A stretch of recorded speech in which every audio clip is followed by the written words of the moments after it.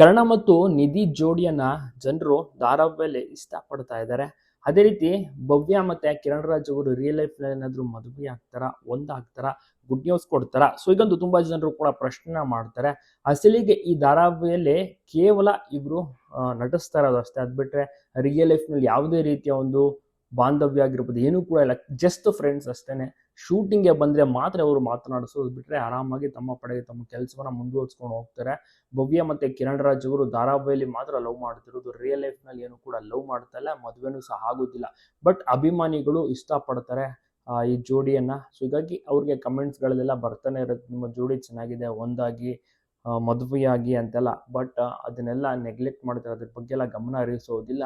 ಕಿರಣ್ ರಾಜ್ ಮತ್ತೆ ಭವ್ಯ ಅವರು ಇಬ್ಬರಿಗೂ ಕೂಡ ತುಂಬಾನೇ ಫ್ಯಾನ್ ಫಾಲೋವಿಂಗ್ ಕ್ರೇಜ್ ಇದೆ.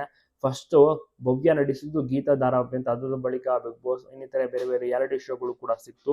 ಜನರು ಕೂಡ ನೋಡಿ ತುಂಬಾನೇ ಖುಷಿ ಪಟ್ರು. ತಾವೆಲ್ಲರೂ ಕೂಡ ನೋಡಿರುವ ಹಾಗೆ ಬಹಳಷ್ಟು ಚೆನ್ನಾಗಿ ಧಾರಾವಾಹಿ ಕೂಡ ಈಗ ಕರ್ಣ ಬರ್ತಾ ಇದೆ. ಕರ್ಣ ಧಾರಾವಾಹಿಯ ಸಂಖ್ಯೆ, ನೋಡುಗರ ಸಂಖ್ಯೆ ಕೂಡ ಜಾಸ್ತಿ ಇದೆ, ಒಳ್ಳೆ TRP ಸಹ ಇದೆ. ಸೊ ಹಾಗಾಗಿ ಜನರಿಗೆ ತುಂಬಾನೇ ಇಷ್ಟ ಈ ಒಂದು ಧಾರಾವಾಹಿ ಅಂದ್ರೆ. ನೀವು ಕೂಡ ನೋಡ್ತಾ ಇದ್ದೀರಾ ಈ ಧಾರಾವಾಹಿ, ನಿಮಗೂ ಕೂಡ ಇಷ್ಟ ಆಗ್ತಾ ಇದೆ ತಪ್ಪದೆ ಕಮೆಂಟ್ ಮಾಡಿ. ಹಾಗೆಲ್ಲ ಕಡೆ ವಿಡಿಯೋನ ಶೇರ್ ಮಾಡೋದನ್ನ ಮರಿಬೇಡಿ. ಭವ್ಯ ಕಿರಣ್ ರಾಜ್ ಅವರು ಧಾರಾವಾಹಿಯಲ್ಲಿ ಮದುವೆ ಆಗ್ತಾರೆ, ಅದು ಯಾವಾಗ ಆಗ್ತಾರೆ ಗೊತ್ತಿಲ್ಲ. ಒಟ್ಟಾರೆ ಈಗ ಲವ್ ಮಾಡ್ತಿದ್ದಾರೆ, ಈ ವಿಚಾರ ನಿತ್ಯಾಗೆ ಇನ್ನ ಸಹ ಗೊತ್ತಿಲ್ಲ. ಗೊತ್ತಾದ್ರೆ ದೊಡ್ಡ ರೌದ್ರಾವತಾರ ಆಕೆ ತಾಳೋದು ಗ್ಯಾರಂಟಿ.